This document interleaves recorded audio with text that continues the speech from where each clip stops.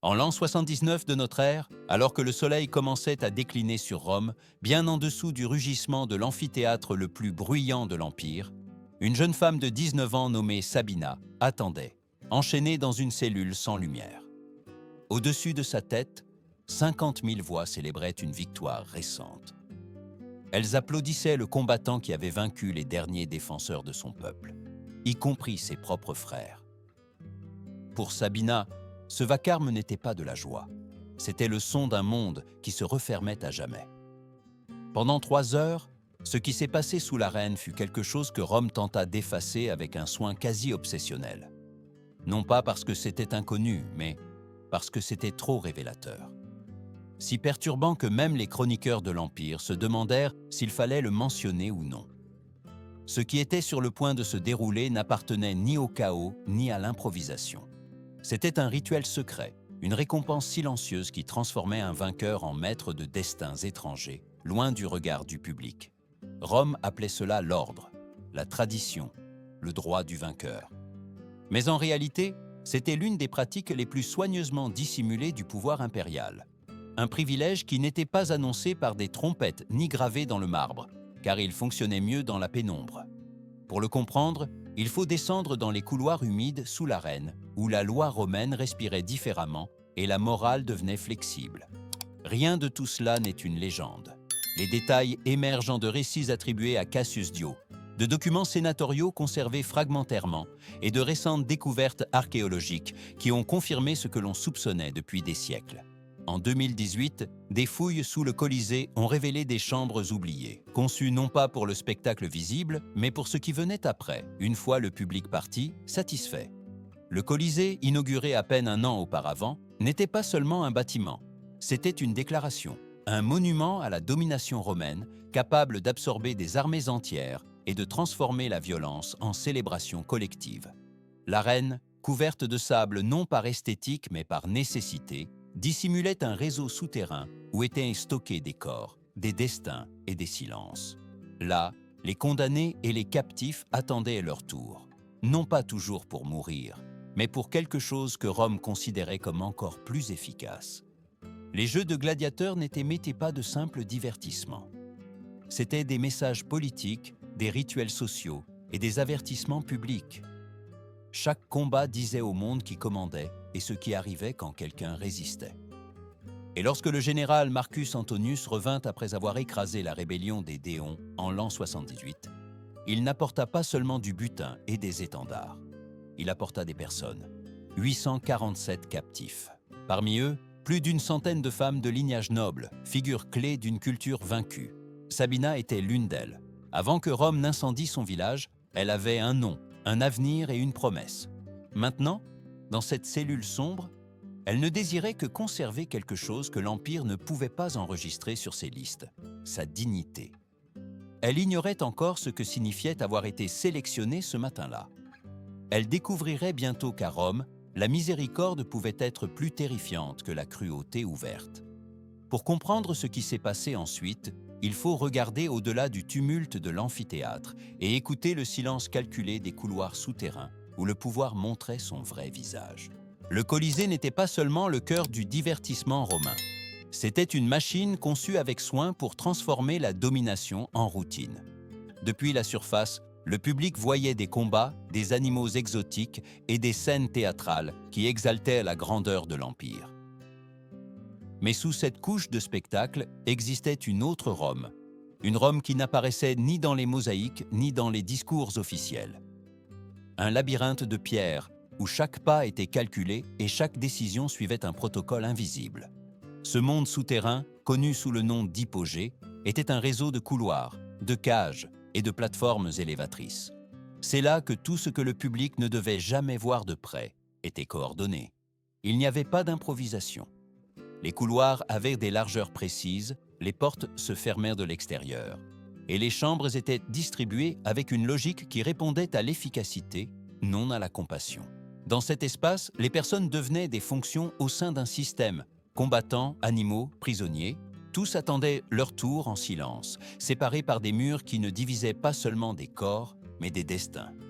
Rome comprenait quelque chose de fondamental sur le pouvoir. il ne suffit pas de vaincre sur le champ de bataille.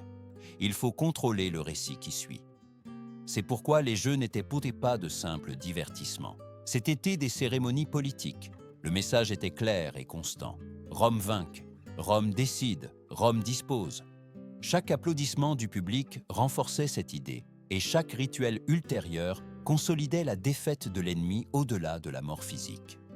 Avec un regard moderne, il est troublant de reconnaître des schémas familiers, de grands événements, des foules livrées au spectacle et des décisions cruciales prises loin des caméras. L'histoire ne se répète pas toujours, mais elle rime. Au 1er siècle, le Colisée fonctionnait comme une scène où l'Empire éduquait ses citoyens sur l'ordre du monde. Ce qui se passait après, lorsque les gradins se vidaient, était la leçon finale pour les vaincus. C'est dans ce contexte qu'est arrivé à Rome le butin humain de la rébellion des Déons. Le soulèvement avait été bref, mais symboliquement dangereux. Il ne s'agissait pas seulement de paysans armés, mais de chefs locaux, de figures spirituelles et de femmes qui représentaient dans la continuité culturelle de leur peuple. Pour le Sénat et les généraux, les laisser en vie sans les humilier était un risque. La mémoire pouvait être aussi subversive que les armes. C'est pourquoi les captifs n'étaient pas traités comme des individus isolés, mais comme des symboles qui devaient être brisés. L'hypogée devint l'espace parfait pour cette tâche. Loin du bruit, la loi romaine prenait une autre forme. Elle ne disparaissait pas, mais elle devenait flexible, interprétative, utile. C'est là que s'exécutaient des décisions qui n'avaient pas besoin de témoins, seulement de scribes. Sabina, enchaînée dans sa cellule, ne connaissait pas les détails de cette machinerie, mais elle en sentait le poids. Chaque vibration de la reine, au-dessus de sa tête, lui rappelait qu'elle était piégée dans quelque chose de bien plus grand qu'elle. Un système qui avait appris à transformer la domination en habitude et la souffrance d'autrui en démarche administrative. Et pendant que le public célébrait de nouvelles victoires sous le soleil, dans les couloirs humides du sous-sol, commençait une autre phase du rituel. Une phase qui n'était pas destinée à être mémorisée, mais qui laisserait des marques profondes sur ceux qui y survivraient. La rébellion des Déons avait été rapidement étouffée, mais pour Rome, cela ne suffisait pas. La victoire militaire réglait le présent. Le vrai problème était l'avenir. Un peuple vaincu pouvait se relever s'il conservait ses symboles, sa mémoire et ceux qui les incarnaient. C'est pourquoi, lorsque le général Marcus Antonius revint en l'an 78 avec les étendards ennemis abattus, il apporta bien plus que de l'or et des prisonniers ordinaires. Il apporta une sélection précise. 847 personnes, classées, comptées, enregistrées. Parmi elles, 124 femmes de lignage noble. Ce n'étaient pas des villageoises anonymes. C'étaient des filles de chefs, des épouses de guerriers, des gardiennes de rituels et de récits. Certaines avaient dirigé leur peuple, d'autres avaient officié des cérémonies qui soutenaient l'identité du clan. Pour Rome, cela en faisait des cibles stratégiques. Il ne suffisait pas de vaincre les hommes sur le champ de bataille. Il fallait désactiver ce qui donnait un sens à la résistance. Sabina faisait partie de ce groupe. Avant que les flammes n'atteignent son village, sa vie était tracée avec une clarté simple. Elle avait un nom respecté, une famille et un engagement envers un jeune guerrier nommé Disabilis. 3 mois avant d'arriver à Rome, il était tombé lors d'une escarmouche. La nouvelle lui était parvenue tard, filtrée entre rumeurs et cris. Depuis lors, tout ce qui la soutenait s'était effondré. Dans la cellule partagée du sous-sol, Sabina observait les autres femmes avec une attention presque douloureuse. Il y avait du silence, mais pas de calme. Chacune traitait la défaite à sa manière. Certaines priaient dans des murmures à peine audibles. D'autres restaient immobiles, comme si le corps était un objet qui ne méritait plus d'attention. Parmi elles se trouvait Zmoxis, une femme âgée, prêtresse de l'ancien temple solaire d'Éon. Ses mains tremblaient, mais son regard conservait une lucidité inquiétante. Ce fut Zmoxis qui murmura ce que personne ne voulait dire à voix haute. Que les préparatifs n'étaient pas pour une exécution rapide. Que Rome avait d'autres façons d'enseigner des leçons. Que les tuniques propres et l'eau ne signifiaient pas la miséricorde, mais la classification. Sabina écouta sans répondre. En elle, une seule idée se répétait avec insistance. Elle préférait une fin immédiate plutôt que de devenir une pièce de plus du spectacle. Ce matin-là, un garde s'arrêta devant elle. Il ne cria pas. Il ne la frappa pas. Il lut simplement un nom sur une tablette et désigna. « Tu as été sélectionné », dit-il. Il n'expliqua pas pourquoi. Ce n'était pas nécessaire. À Rome, les mots étaient souvent superflus lorsque le pouvoir avait déjà décidé. Tandis qu'on la sortait de la cellule, Sabina comprit quelque chose avec une clarté terrifiante.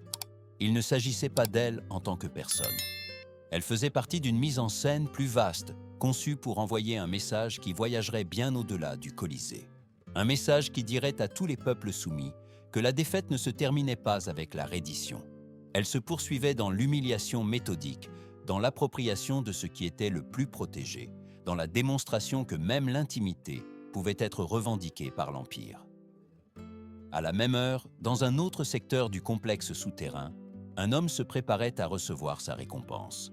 Un homme qui avait appris à survivre au sein de la même machinerie qui allait maintenant placer Sabina face à son destin.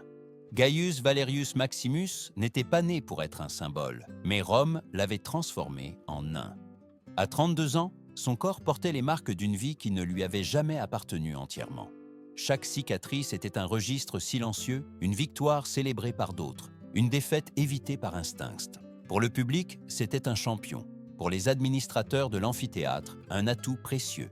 Pour lui-même, il restait cet enfant dont le père avait disparu dans une prison pour dette, laissant un héritage de peur et d'obéissance. Depuis ses 18 ans, il avait combattu presque sans relâche. 14 ans à apprendre à ne pas tomber, à ne pas douter, à répondre aux gestes de l'adversaire avec une précision qui maintenait le public debout. 89 combats officiels. 89 fois, il était revenu vivant dans le sous-sol. Son rêve était simple et désespéré à la fois. Obtenir la rudie, l'épée de bois qui symbolisait la liberté.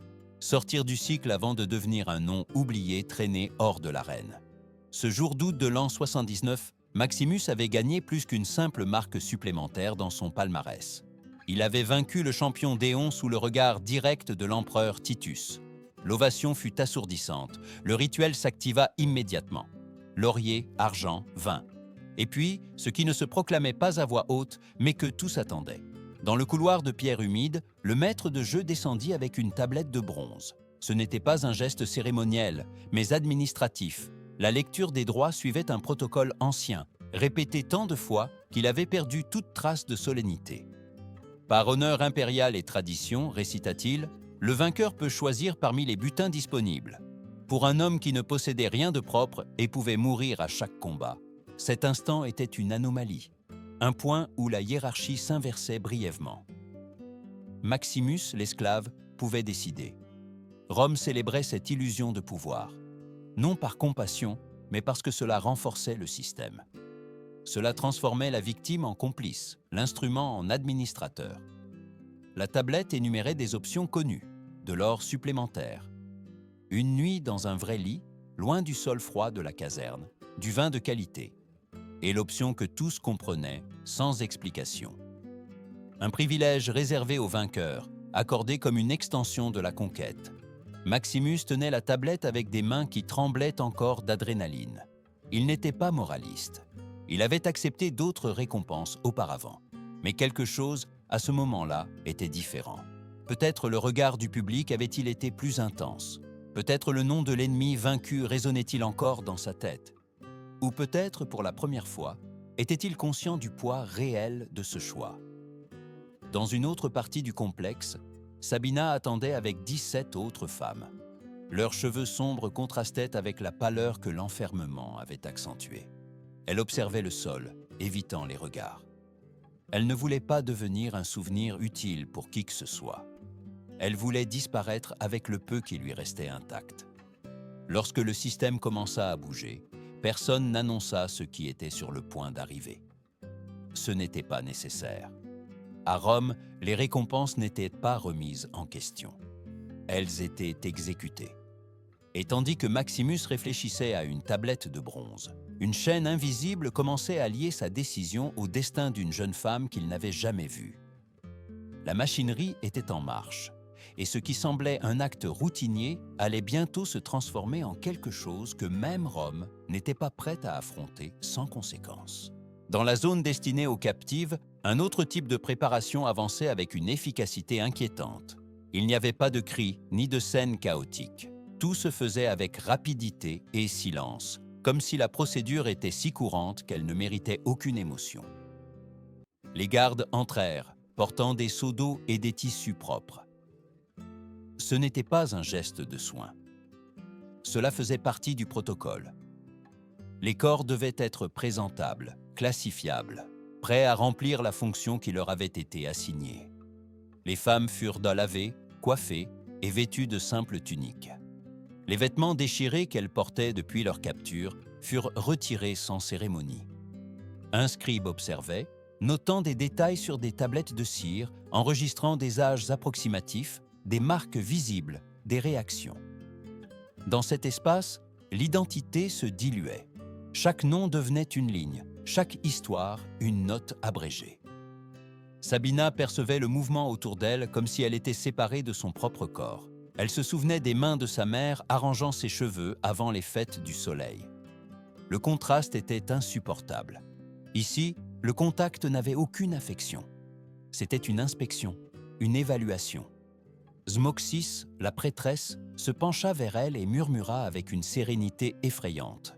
« Il nous prépare pour le spectacle ou pour ce qui vient après. » Elle n'ajouta rien de plus. Ce n'était pas nécessaire. Pendant ce temps, en surface, le public retournait à ses sièges pour la session de l'après-midi.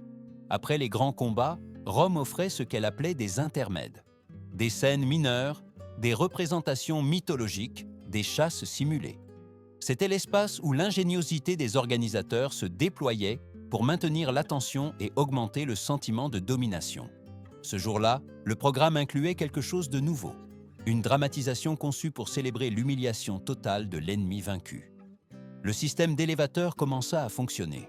20 femmes d'éon furent déportées vers la lumière à travers des trappes cachées sous l'arène. Sabina sentit le changement de température avant de voir le ciel. Le soleil la frappa avec une force presque violente. Le bruit fut pire. Le rugissement de la foule n'était pas un son uniforme, mais une masse vivante qui poussait, exigeait, réclamait. Les odeurs se mêlaient de manière déconcertante. Nourriture chaude, parfums chers, sable humide et un fond métallique qui semblait imprégner chaque recoin. Les femmes furent alignées tandis qu'un héros récitait des accusations génériques. Rébellion, désobéissance, refuser d'honorer les dieux de Rome. Des mots conçus pour justifier ce qui était sur le point de se produire. Puis vint le tournant. Au lieu d'une fin rapide, on leur remit des épées de bois. Vêtues de vêtements délibérément dégradants, elles furent obligées de s'affronter par paires. Le message était clair, Rome ne pouvait pas seulement vaincre. Elle pouvait obliger les vaincus à participer à leur propre dégradation. Sabina leva les yeux et se retrouva face à Camacicus, la sœur de Dysabilis. Une femme qui avait chanté lors de sa cérémonie de fiançailles, qui avait tissé des symboles de protection pour sa famille. Leurs yeux se reconnurent immédiatement. La clameur du public augmenta, impatiente. Quand le signal fut donné, aucune des deux ne bougea. Au milieu de l'amphithéâtre le plus puissant du monde, elles choisirent l'immobilité comme dernier acte de résistance. Pendant quelques instants éternels, l'Empire se retrouva face à quelque chose qu'il n'avait pas prévu. Le silence. Et puis, une fureur collective qui exigeait que le rituel continue. Ce fut le point de rupture. Le moment où la représentation se dissipa et la vraie nature du système apparut sans masque. Et ce qui suivit n'était pas destiné à l'arène illuminée, mais aux ombres du sous-sol, où Rome résolvait les problèmes qu'elle ne voulait pas se souvenir. La réaction fut immédiate et mécanique. Ce qui avait commencé comme une scène soigneusement chorégraphiée se transforma en une interruption que le système ne pouvait tolérer. L'immobilité de Sabina et Camacicus, ce refus muet de participer, avait exposé une dangereuse fissure. Ce n'était pas seulement de la désobéissance, c'était une négation publique du scénario impérial. Et à Rome, les scénarios ne se remettaient pas en question. Les gardes firent irruption sans cérémonie. La foule, d'abord confuse, retrouva son enthousiasme en voyant du mouvement. Le spectacle devait continuer, même s'il n'était plus celui prévu. Camacicus tomba à terre après un coup dans le dos. Sabina avança vers elle par instinct, lâchant l'épée de bois. Ce geste scella son destin immédiat. Elles ne furent pas conduites vers une fin visible, mais retirées de l'arène, comme des pièces défectueuses qui devaient être reconditionnées. Sous l'amphithéâtre, la machinerie reprit son rythme habituel. Un scribe ajouta une note sèche au registre, 20 captives d'éons traités pour attribution post-victoire. La ligne suivante était encore plus précise. 2 résistantes transférées dans des chambres privées pour l'usage exclusif du champion. Le langage était aseptique, délibérément neutre. Il réduisait la complexité humaine à une instruction logistique. Sabina et Kamazicus furent séparés dans un couloir étroit. Il n'y eut pas d'adieu, pas de mots. Chacune fut conduite dans une pièce distincte. Les chambres étaient petites, en pierre nue, avec des bancs adossés au mur et des anneaux de fer encastrés à une hauteur calculée. Les portes se fermaient de l'extérieur. Tout était propre, ordonné, conçu pour remplir une fonction spécifique. Il n'y avait pas d'improvisation. La froideur de l'espace était le plus perturbant. Elle indiquait que cela avait été pensé, construit et normalisé. D'un point de vue moderne, il est troublant de reconnaître ce schéma. Lorsque la cruauté est intégrée à l'architecture et à la paperasserie, elle cesse d'être perçue comme un excès. Elle devient une infrastructure. Dans l'hypogée, les chambres ne différaient pas des cages d'animaux ou des mécanismes d'élévation. Toutes faisaient partie du même circuit. Sabina s'appuya contre le mur, essayant de contrôler sa respiration. Elle n'avait pas d'arme, elle n'avait pas d'option. Entre elle et la porte se dressait plus qu'un homme. Il y avait la somme des lois, des coutumes et des silences qui accordaient un pouvoir absolu à quiconque entrait. Rome avait décidé pour elle, et maintenant elle s'attendait à ce que le processus suive son cours. À une certaine heure, le bruit de pas s'arrêta devant sa porte. Le verrou tourna. Lorsqu'elle s'ouvrit, Sabina leva les yeux et vit Gaius Valerius Maximus. Il portait encore l'équipement de la reine. Sur sa poitrine se distinguaient des taches sombres qui n'étaient pas les siennes. La distance entre eux était minime, mais le fossé symbolique était immense. Il représentait le vainqueur soutenu par la loi. Elle, la vaincue dépouillée de toute protection. L'histoire ne nous dit pas ce que Maximus pensa à cet instant.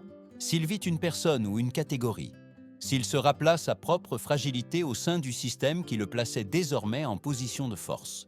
Les registres n'inscrivent que ce qui devait l'être.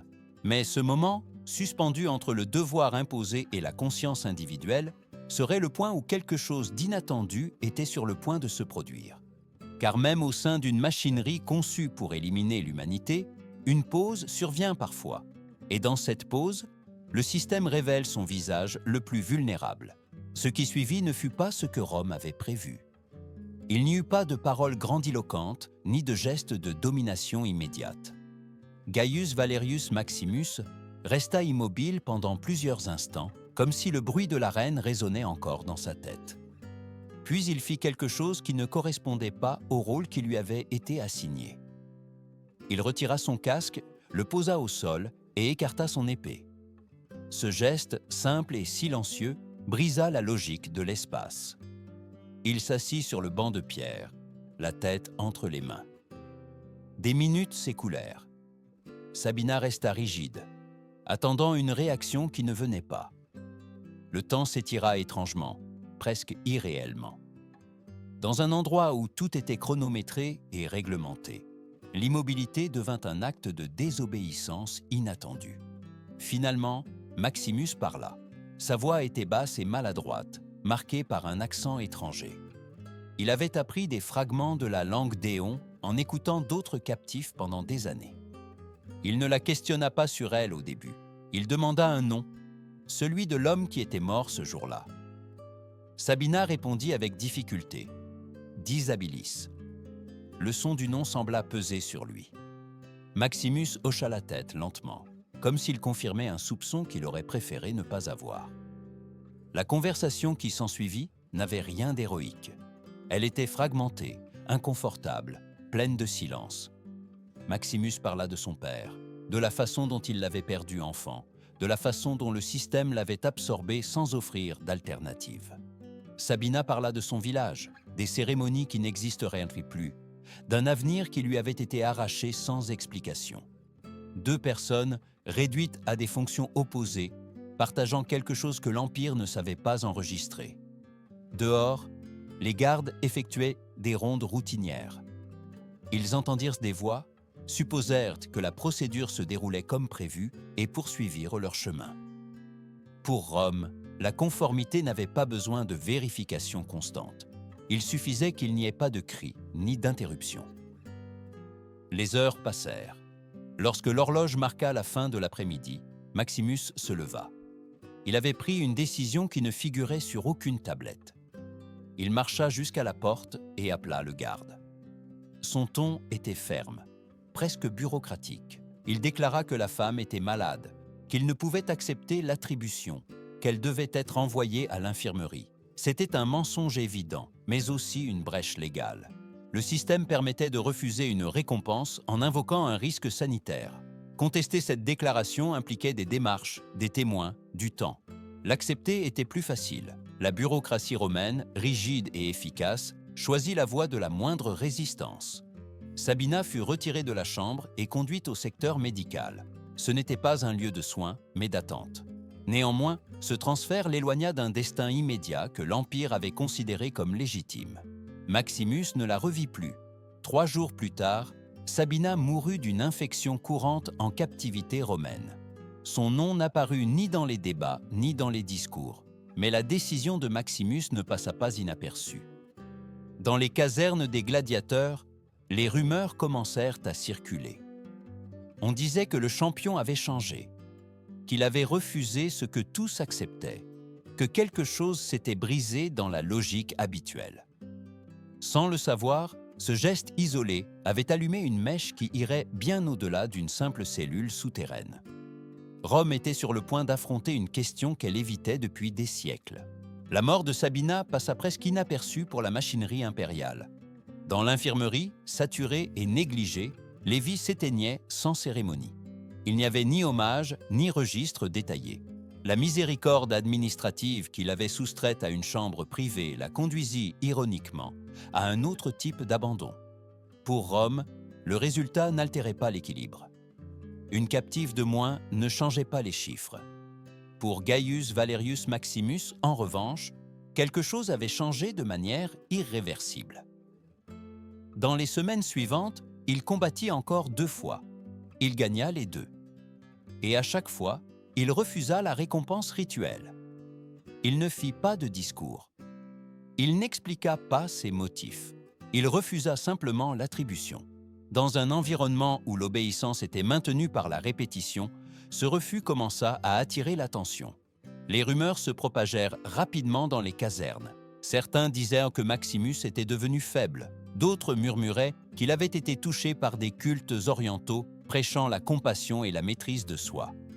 Certains parlèrent de malédiction d'éon. La vérité était plus inconfortable. Maximus s'était souvenu de quelque chose que le système avait besoin qu'il oublie, que même au sein de la hiérarchie la plus rigide, le choix personnel pouvait exister.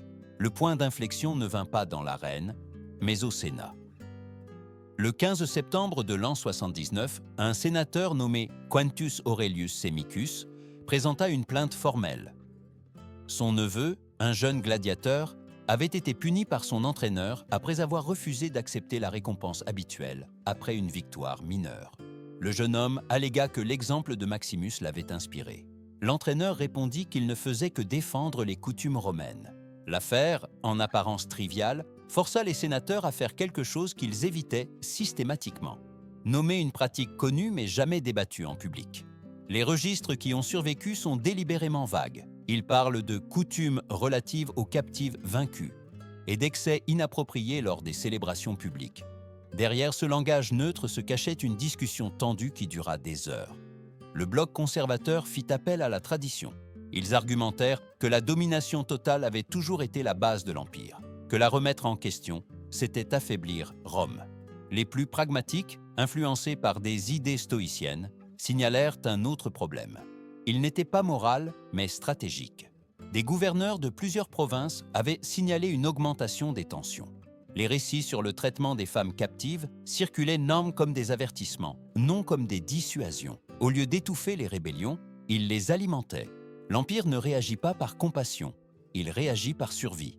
Le 1er octobre de l'an 79, le Sénat approuva une mesure que les historiens nommeraient, plus tard, la Lex Captivae. Sa portée était limitée, mais symbolique.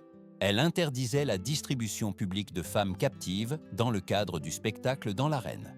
Elle interdisait également l'humiliation théâtrale de prisonnières lors d'actes officiels. La loi ne libéra personne. Elle n'élimina pas l'exploitation privée, ni ne ferma toutes les brèches. De nombreux organisateurs cherchèrent des contournements.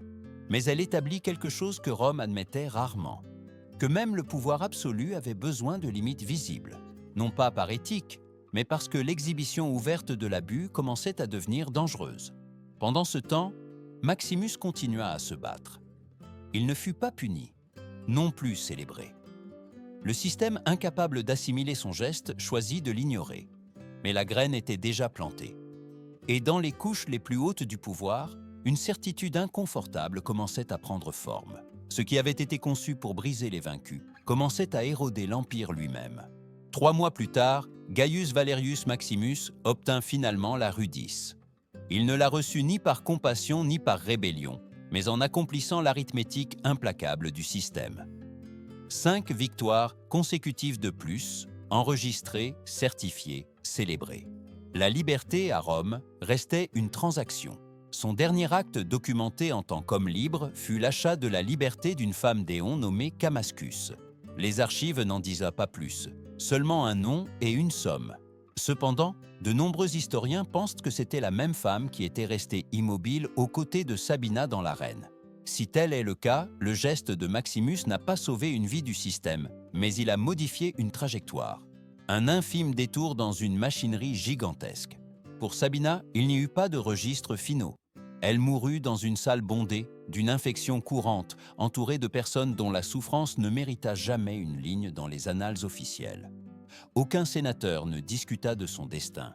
Aucun chroniqueur ne considéra son nom digne de mémoire. Dans le calcul moral de Rome, son histoire n'atteignait pas le seuil du racontable. La tragédie ne réside pas uniquement dans la dureté d'une époque. La guerre antique a toujours été cruelle. Ce qui est vraiment inquiétant, c'est la façon dont Rome a perfectionné cette cruauté, l'a organisée et l'a intégrée à son identité. Elle l'a transformée en rituel, en divertissement, en procédure administrative. Des personnes réduites à des listes, à des attributions, à des espaces conçus pour effacer toute trace de singularité. En 2018, des archéologues de l'Université de Rome ont fouillé une section oubliée de l'hypogée orientale. Ce n'était pas un lieu destiné aux visiteurs.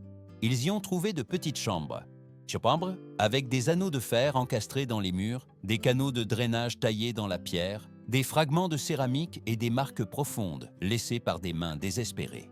Le carbone a confirmé que ces pièces faisaient partie de la conception originale du Colisée, et non des ajouts ultérieurs.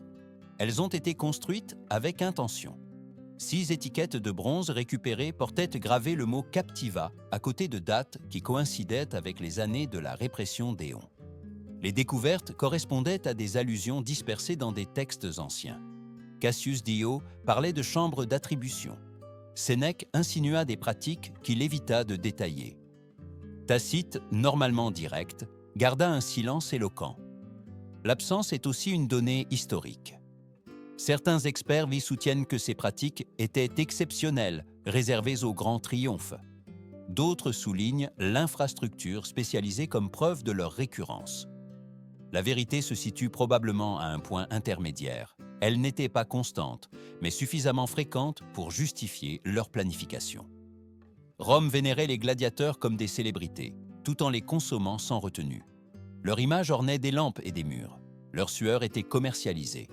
En même temps, un pouvoir momentané leur était accordé sur ceux qui étaient encore plus bas dans l'échelle. Le système ne détruisait pas seulement les victimes directes, il déformait tous ceux qu'il touchait. Cette histoire est importante car elle révèle comment une civilisation peut justifier l'injustifiable par des lois, des coutumes et des spectacles. La limite entre civilisation et barbarie ne se mesure pas par des aqueducs ou des temples, mais par le traitement de ceux qui n'ont aucun pouvoir. Sous le monument le plus admiré de Rome, gisaient des couches de souffrance qui sont restées cachées pendant des siècles. Sabina n'a pas laissé de statue ni de discours.